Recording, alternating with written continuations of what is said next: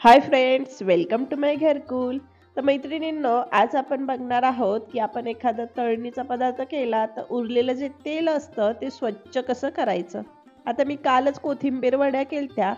तर आता वड्यांमध्ये आपले कसे मसाले, लाल तिखट वगैरे असतं.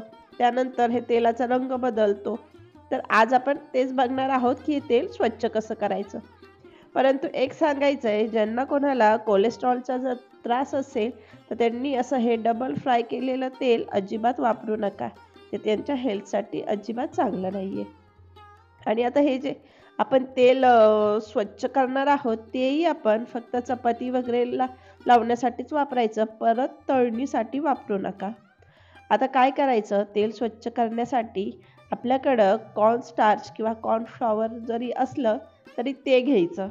इथं माझं वाटीभरच तेल आहे. त्यामुळं मी एक 2 ते 2.5 चमचे हे कॉर्नस्टार्च घेणार आहे. कधीही कुठलाही तळणीचा पदार्थ करण्यासाठी शक्यतो अशी खोलगट अशी छोटीशी कढई वापरा, की ज्यात थोडंच तेल बसेल आणि पदार्थ आपला व्यवस्थित बुडेल. म्हणजे जास्त तेल घेण्याची गरज नाही आणि आपलं तेलही खराब होणार नाही. आता इथं मी वड्या केल्यात म्हणून माझं फक्त थोडं वाटीभरच तेल राहिलेलं आहे. तर तेच आज आपण स्वच्छ करू. तर यात काय करायचं, एक चमचा पाणी घालायचं आणि ह्याला आपण व्यवस्थित असं मिक्स करून घेणार आहोत. त्याचं पातळ असं मिश्रण आपल्याला बनवायचं आहे.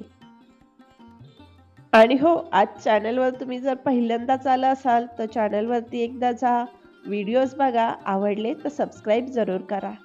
आता कॉर्नस्टार्च नसेल तर तुम्ही मैदा वापरण्याचा विचार जर करत असाल तर अजिबात वापरू नका, कारण त्याचे रिझल्ट काहीही येत नाही. मी तोही पर्याय ट्राय करून पाहिला होता म्हणून सांगते.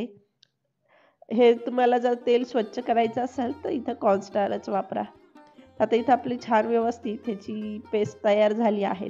आता हे मी एका पातेल्यामध्ये हे तेल काढून घेतलं आहे.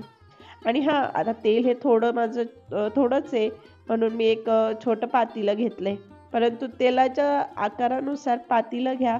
म्हणजे कसं आपण तो कॉर्नस्टार्चची जी पेस्ट आहे ती यात टाकणार आहे त्यावेळेस ते असं उफाळून येतं, म्हणून तुम्ही भांडं मोठं घ्या. जर तुमचं तेल जास्त असेल तर. तेलाला आता व्यवस्थित गरम केल्यानंतर तेलाच्या बरोबर मध्यभागी आपण हे मिश्रण ओतणार आहोत आणि 1-2 मिनिटं याला अजिबात हलवायचं नाही. हे असंच ठेवायचं. मीडियम फ्लेमवरती आपण याला तळून घेणार आहोत. आता बघा तुम्ही, हळू ते तळल्या जात आहेत आणि आता मी जे कोथिंबीर वडीचे जे राहिलेले काही भाग असतात किंवा जो काही त्याचा कचरा असतो, तो सगळा आता ह्या कॉर्नफ्लॉवरला येऊन चिटकत आहे. आता 2 मिनिटांनी चमच्याने हलवून पहा, आपण जे मिश्रण टाकलं त्याची एक अशी पापडीसारखं भाग तयार झालाय. तर त्याला सगळं जे माझ्या वडीचं जे काही राहिलेलं होतं ते चिटकून आलेलं आहे. आणि हळू काय होतं, जे आपलं तेलाचा रंग आहे तो पण बदलत जातो. म्हणजे असं लालसर, काळसर तेल झालेलं होतं. आता तुम्ही पाहू शकता की तेलाचा रंगही असा साफ दिसत आहे. तर अशा पद्धतीने हे झालं आहे. तर याला काढायचं आणि तेल थंड करून आपण गाळून घेणार आहोत. आता बघू शकता तुम्ही, आपलं हे तेल छान असं स्वच्छ दिसत आहे. हां, मी पुन्हा एकदा सांगेल, तरी परत तळणीसाठी हे तेल वापरू नका. काही भात वगैरे परतायचं असेल किंवा चपातीला लावायला वापरा. तर आता तुम्ही पाहू शकता, पहिलं आपलं हे तेल कसं होतं ना, आता कसं झालं. तर ही टिप म्हणा किंवा ट्रिक कशी वाटली हे कमेंट्समध्ये जरूर सांगा. आणि व्हिडिओ संपूर्ण पाहिल्याबद्दल खूप खूप धन्यवाद.